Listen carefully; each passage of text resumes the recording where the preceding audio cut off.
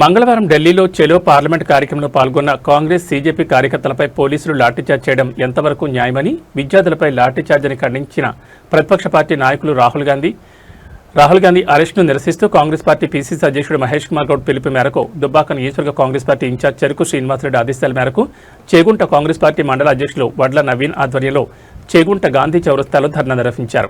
ఈ సందర్భంగా వారు మాట్లాడుతూ విద్యా వ్యవస్థ సంస్కరణలు, పరీక్షల పేపర్ లీకేజీల నివారణ కోసం పోరాడుతున్న విద్యార్థులపై బలప్రయోగం చేయడం దుర్మార్గమని అన్నారు. ప్రధానమంత్రి మోడీ, కేంద్ర విద్యాశాఖ మంత్రి ధర్మేంద్ర ప్రధాన్ రాజీనామా చేయాలని, విద్యార్థులపై నమోదు చేసిన కేసులను ఉపసంహరించుకోవాలని, మృతి చెందిన విద్యార్థుల కుటుంబాలకు పరిహారం ఇవ్వాలని డిమాండ్ చేశారు.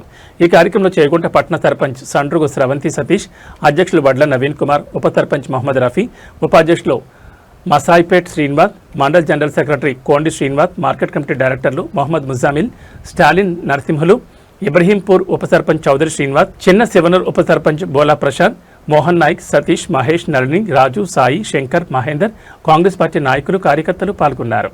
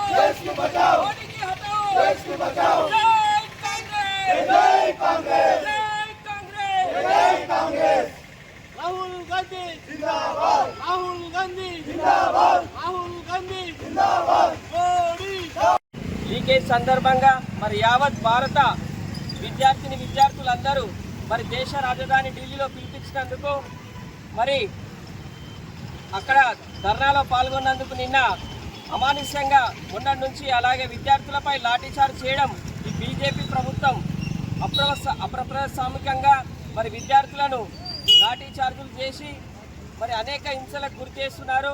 కావున తగదు అని చెప్పి నిన్న మా పార్లమెంటు ప్రతిపక్ష నాయకుడైన మా రాహుల్ గాంధీ నేత మరి ప్రధాని ఇంటి ముందు ధర్నా చేసినందువల్ల మరి ప్రతిపక్ష నేతను అరెస్టు చేయడం చాలా విడ్డూరంగా అనిపిస్తుంది. ఇది అప్రసాదికం. ఇది మేము దాని యావత్ కాంగ్రెస్ పార్టీ తరఫున ఖండిస్తూ మరి ఇలా మోడీ గారి దిష్టి బొమ్మ దహన కార్యక్రమాన్ని చేగుంట మండల కాంగ్రెస్ పార్టీ ఆధ్వర్యంలో టీపీసీసీ మన మహేష్ కుమార్ గౌడ్ గారి పిలుపు మేరకు, అలాగే దుబ్బాక కాంగ్రెస్ పార్టీ ఇన్ఛార్జ్ చెరుకు శ్రీనివాసరెడ్డి గారి పిలుపు మేరకు మరి చేగుంటలో ఈ ధర్నా కార్యక్రమాన్ని చేసినాం. ఎందుకంటే మరి కాంగ్రెస్ ప్రభుత్వంలో మరి ఎన్నో ఉద్యోగాల అవకాశాలు విద్యార్థులకు కానీ యువతకు కానీ మరి కల్పించిన దాఖలాలు ఉన్నాయి. గత 10 ఏళ్ల నుంచి మరి మోడీ యొక్క ప్రభుత్వం అదానీ, అంబానీ అలాంటి వాళ్ళకే మరి ఉద్యోగ అవకాశాలు కానీ బిజినెస్లో కానీ వాళ్ళకే ఇప్పుడు గవర్నమెంట్లో ఉన్న ప్రతి ఎయిర్పోర్ట్ కానీ అలాగే రైల్వే సంస్థలు కానీ బిఎస్ఎన్ఎల్ టెలికాం సంస్థ కానీ అన్ని రంగాల వ్యవస్థల్ని ప్రైవేటీకరణ చేస్తూ వాళ్ళకి అమ్మేయడం జరిగింది. దేశం